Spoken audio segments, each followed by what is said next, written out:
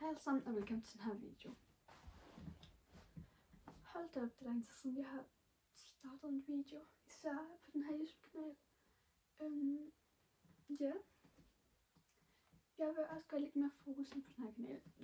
Men hvis I ikke ved, hvem jeg er, så hedder jeg Mathilde. Og hvis I vil se mere fra mig, så husk at følge med.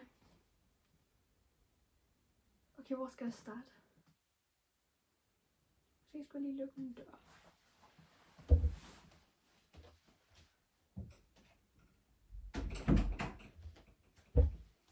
Okay. Så inde på min anden kanal har jeg fået helt mange beskeder. Spørgsmål til en Q&A. Jeg har tænkt mig at lave derinde. Men jeg kan lige så godt bare lave den her, fordi det er ikke sikkert, at I ved, hvem jeg er. Nogen af jer. Fordi jeg har ikke rigtig lavet så mange videoer. Så ja. Så jeg skal lige finde den, der ligger langt tilbage. Det er opslag lavet for 3 måneder siden. Jeg skal lige snakke lidt storytime. Okay, første spørgsmål det er, har du Snapchat? Nej, jeg har ikke Snapchat. Altså det her det blev med en Q&A og Q&A og storytime. Jeg tænker, at jeg laver den her på engelsk. Så rider du på kæphest? Ja, det gør jeg. Selvfølgelig når jeg har 13 kæpheste. Men ja, det gør jeg. Ikke så meget lige nu her i vintertid, men ja. Det her det var også en gang, der jeg red på Andrea. Elias Hesteverden har spurgt, hvor gammel er Andrea? Hun var 7-8 år på det tidspunkt, hvor jeg red hende. Jeg red ikke på hende mere. Hvilken hest/pony er din yndlings? Jeg tænker, det er min yndlings. Altså ikke race, men hest. Det er nok Kai. Han er sådan my favorite. Ja, nu tager jeg bare 3. Den anden, det er simpelthen Andrea, fordi ja, I still love you. Og den tredje er Luna, som jeg var ude at prøve i går på tidspunktet af den her video. Min stemme lidt jern. Hvor mange år er du? Jeg er 11. Snart 12. Der er også en, der spørger, hvilken hesterace ønsker du at eje?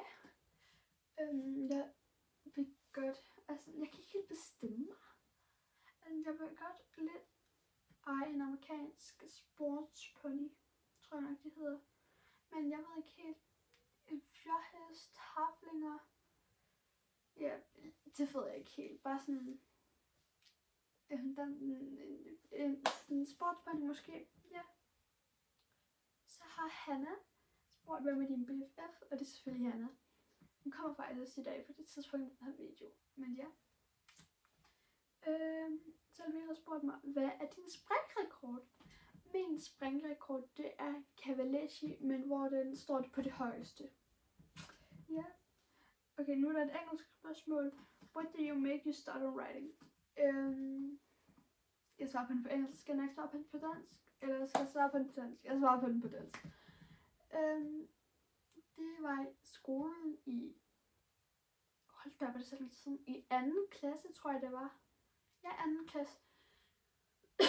Hvor vi fik en ny pige i klassen, som godt kunne lide heste. Hun red. Eller, hun red ikke, men ja. Og vi legede sammen. Så begyndte vi at lege hest, og så blev jeg mere interesseret i det.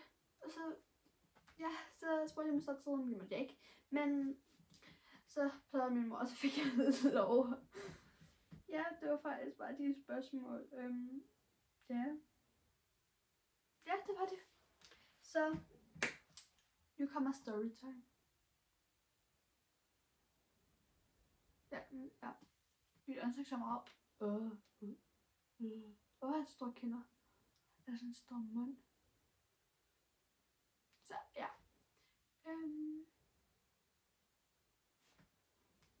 Storytime. Ja. Jeg var sidst på den her kanal, da jeg red på Kai.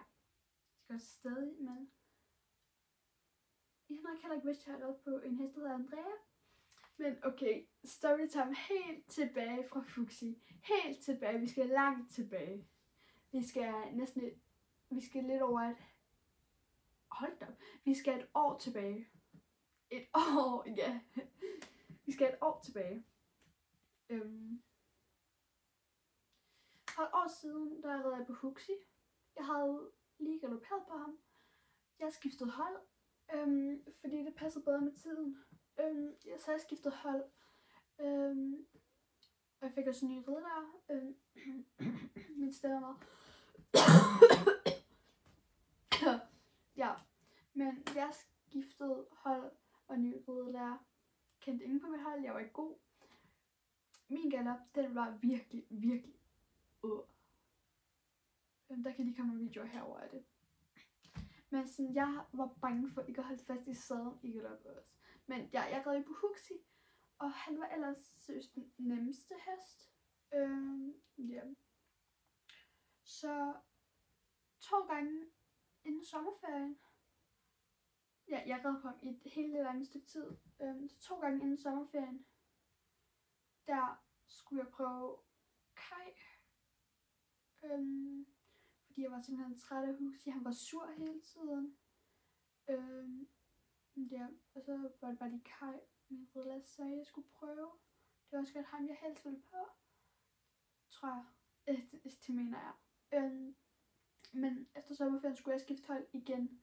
For jeg var blevet for god til mit hold igen. Eller ikke igen, men jeg var blevet for god til mit hold. Hvorfor siger jeg så mange gange igen? Fordi det er virkelig mange gange, jeg har gjort det.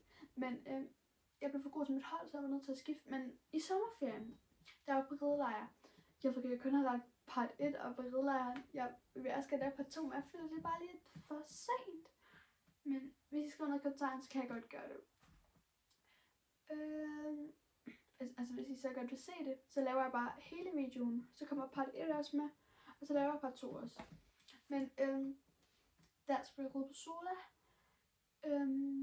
Den her 19-årige hest. Jeg kendte hende virkelig godt, fordi min mor red på hende på det tidspunkt. Og jeg red også på hende nogle gange, og sådan, hun var virkelig sød. Men så sker det på ridderen, så blev hun halvt i 2 dage, hvor jeg så skal gå på Kai. Altså, yay! Men skal jeg slet på ridderen, der falder jeg også af på Kai. Så lige nu er jeg bange for at galoppere uden sadel, uden stigbøjler for ham, fordi altså sådan det... Ja. Men der, inden jeg startede på Kai, helt der, hvor jeg ikke engang var begyndt på Kai, der var mig og Huxi også rigtig god sammen, men han kører ikke ride på mere. Men på ridderlejrene, så ja, det gik godt. Jeg vandt nogle rosetter herover. Den her var for enten spring eller dressur, og det her, det var den også, jeg fik. Og den her, det var også for et eller andet. Og den her. Så jeg vandt lidt derovre. Jeg vandt også en anden ting, men det er sådan noget, jeg har i min stridelkasse, og den ligger ude i bilen. Min mor har taget på arbejde, så ja. Men ja, hvad er klokken? Nå, jeg har masser af tid. Men ja, vi har det sjovt på ridderlejren og sådan noget. Slet ikke det. Starter efter sommerferien på Kai på et helt nyt hold, og jeg står ikke. Og jeg føler faktisk, at jeg allerede på første dag, jeg bliver passet virkelig godt ind på det hold. Det er som om det er meget bedre end det andet. Jeg føler mig rigtig godt passet ind, hvis man kan sige det sådan. Det er virkelig et godt hold for mig. Nogle af dem også på min alder. Hold da op, der fik jeg godt lige en accent. Alder. Nå, men ja, jeg red på Kai stadigvæk. Og han var virkelig dygtig, når vi red udenfor. Da vi så skulle til at begynde at ride indenfor, der blev han træls. Fordi det var som om han ikke gad at høfte. Men så kom vi udenfor igen. Så fik vi lov til at tage nogle spring. Jeg prøvede galop,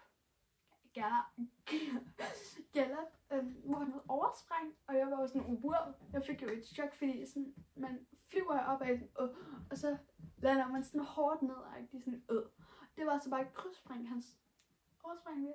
Så ja. Så begyndte vi at ride indenfor, fordi det var ved at blive koldere. Så efter noget tid, Så tog vi lige hurtigt udenfor igen. Så sprang vi igen et kryds. Jeg gav et trav, og han oversprang simpelthen bare 1 meter over. Jeg har billeder og video af det. Jeg har blevet video begge gange. Så ja. Men så tog vi indenfor igen. Det gik rigtig godt, eller jeg begyndte at blive træt af ham, fordi han var doven, han gad ikke, og sådan, det var lidt irriterende. Så i mit hold, hun skulle starte på Andrea, men hun var bange for Andrea, eller sådan på Andrea.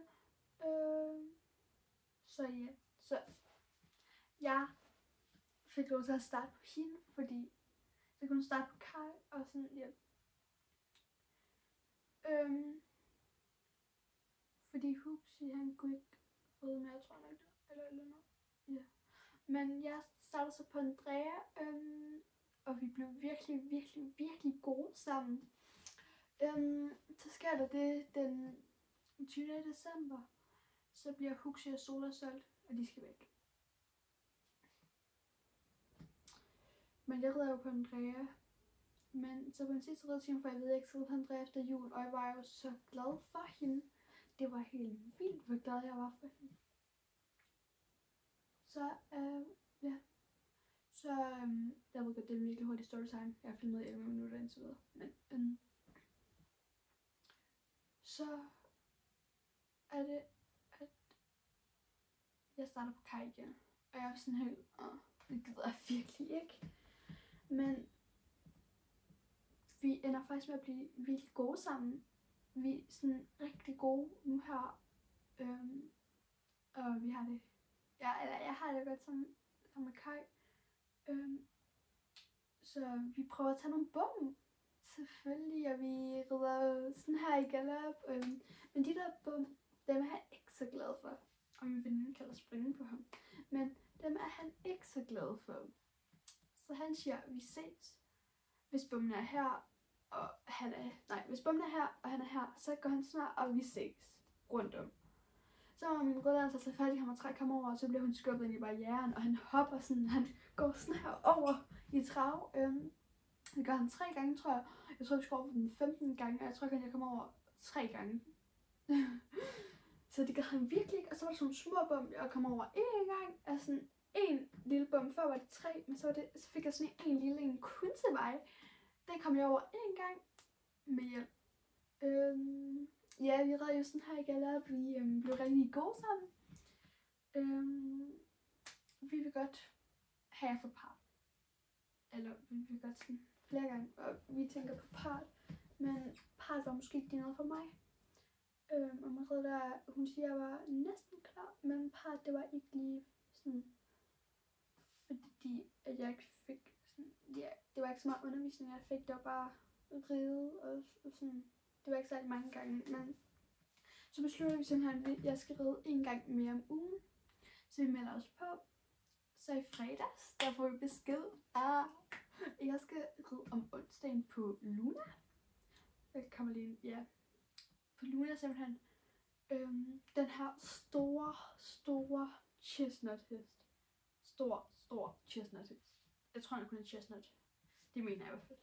Altså stor orange hest. Men så på dagen, hvor jeg skulle ride hende, så følte jeg, det er ikke så godt, jeg kan ride på hende. Altså, fordi dagen før havde hun gået lidt mærkeligt og sådan, men hun var klar. Det var også med en ny ridelærer, men jeg rider stadig mandagen også. Så ja, så i går prøvede jeg hende, på det tidspunkt med den her video, der prøvede jeg hende. Altså sådan, hun var sød med hendes trav, den var mærkelig, fordi hun går sådan, hun har større skuldersving, eller hvad hun nu kaldte det, min leder.